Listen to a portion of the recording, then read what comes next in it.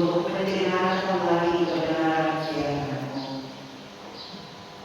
Mampukan kami untuk kami boleh menyampaikan setiap kehendak firman-Mu.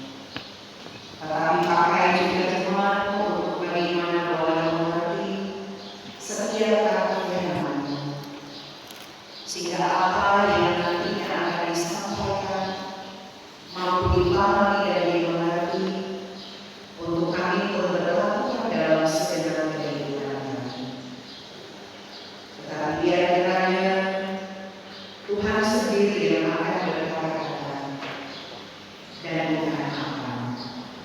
Berfirmanlah Tuhan, kami siap mendengarnya. Amin. Marilah kita membaca Alkitab menurut kitab Perjanjian Baru dalam Injil Markus pasalnya yang ke-16, ayatnya yang ke-15 sampai 20. Markus pasalnya yang ke-16, ayat 15 sampai 20.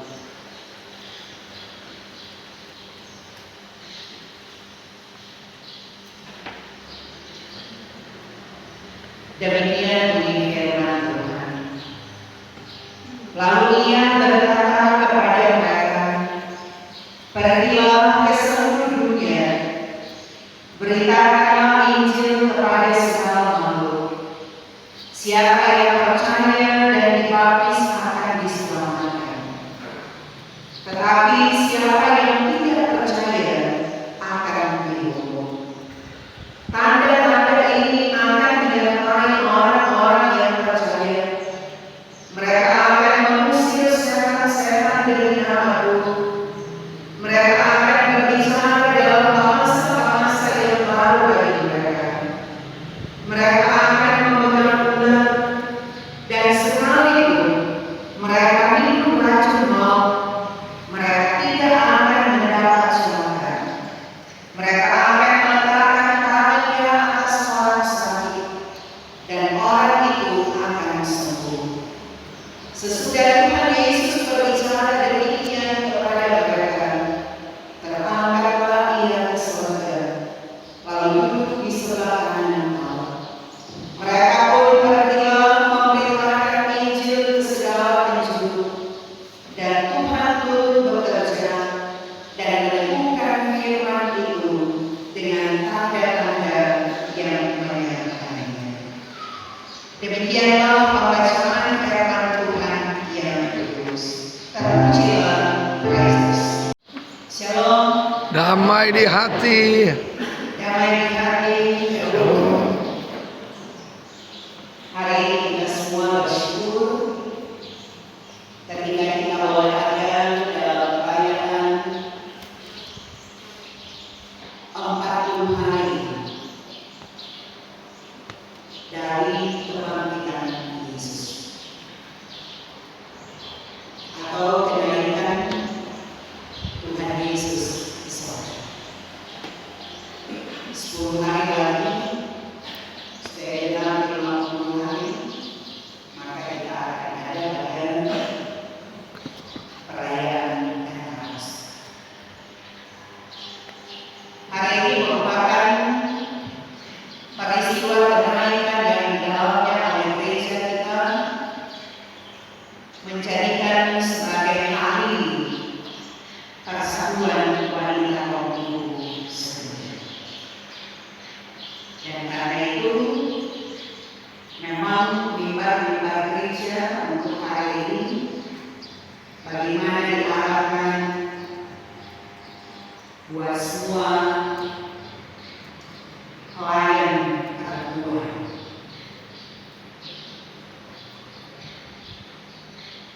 Sebagaimana surat UPS bahwa memang tidak akan kepada para penghamba wanita kaum ibu. Nanti Pentekosta pasal 28 tidak akan kepada penghamba pria. Sungguh kita bersyukur karena kita masih diizinkan lagi menikmati sukacita dan kebahagiaan. Sehingga sekali itu tadi lagi yang belum dapat diri, karena ada ibu-ibu yang belum sempat berdiri. Ada sekitar 70, 69 yang menyanyi pada hari itu yang wajar dari 70. Kami itu semua lebih dari 70. Kita semua bangga dan bersyukur ketika waktu yang terus berjalan, maka kita boleh merasakan bagaimana kebaikan kasih Tuhan yang selalu mau peduli dengan kehidupan kita. Dalam kasih-Nya untuk kita pun boleh membawa semangat hidup, menyampaikan setiap kebenaran firman di mana kita harus hadir dan firman Tuhan mau menjelaskan kepada kita saat mana Yesus Kristus sedang berbicara dengan murid-muridnya, maka terangkatlah dia ke surga. Dan dikatakan ketika dia terangkat ke surga, dia duduk di sebelah kanan Tuhan. Peristiwa kenaikan Tuhan Yesus Kristus ke surga, kalau kita mau membaca dan menyimaknya, sesungguhnya ini hanyalah artinya simpel sekali, sederhana sekali. Tetapi bagaimana kita mau melihat tentang apa yang sudah dilakukan oleh Yesus Kristus sebelum dia terangkat ke surga, sebagaimana yang mau disaksikan melalui bacaan kita lewat Injil Markus di sana. Saat mana dia pernah bertemu dengan Maria, dengan Magdalena, yang daripadanya Yesus Kristus pun pernah mengusir 7 setan, bertemu dengan 2 orang dalam perjalanan, juga dengan 11 muridnya. Maka Tuhan Yesus telah memberikan satu amanat, memberikan satu tugas yang sangat penting kepada mereka, yaitu beritakan Injil. Sangat jelas diungkapkan di ayatnya yang ke-15 dan ke-16. Yesus Kristus mengatakan, pergilah ke seluruh dunia. Yang namanya seluruh dunia bukan cuma di Yudea, bukan cuma di kolom, bukan cuma di wanita kolom. Seluruh dunia tidak cuma di Manado, tidak cuma di daerah Bening, tetapi di mana pun kita harus pergi dan berkarya. Ada amanat untuk bagaimana kita pergi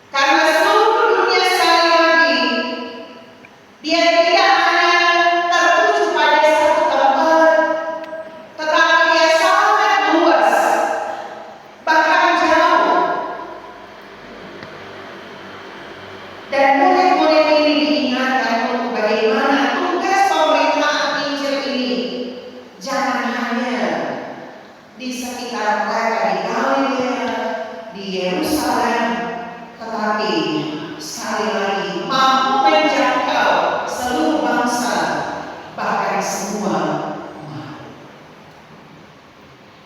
Pemberitaan Injil ini tidak hanya bersifat ke dalam atau tidak hanya dikhususkan kepada orang-orang tertentu, tetapi bagaimana kabar Injil ini dia harus keluar, dia harus dinyatakan kepada dunia ini untuk bisa membuat dunia ini, makhluk yang hidup, akan mengerti tentang bagaimana Yesus Kristus yang telah menyatakan diri untuk memberi kita keselamatan, memberi kita anugerah, dan meluputkan kita dari setiap hubungan maut yang ada.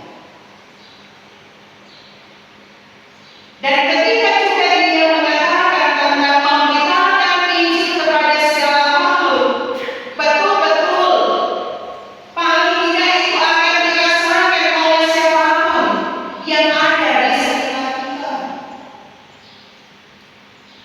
akan dinikmati oleh siapapun, tidak hanya kepada orang tua, tetapi betul-betul mulai dari anak-anak sampai yang sudah lanjut usia, tetapi juga sekali lagi untuk semua ciptaan Tuhan lainnya yang di dalamnya binatang, tumbuh-tumbuhan, dan makhluk lainnya. Itu bagian bagaimana kita mau peduli. Karena kan mungkin di hubungan kalau saja tentang firman, tetapi bagaimana orang mau peduli dengan lingkungan sekitar yang ada. Seperti juga kepada hewan peliharaan kita, mungkin orang sengaja dia tentang Yesus Kristus, tetapi bagaimana kita pun mampu untuk mengatakan, karena yang namanya juga makhluk hidup lainnya, ketika kita arahkan yang pasti mereka pun bisa melakukan sesuatu yang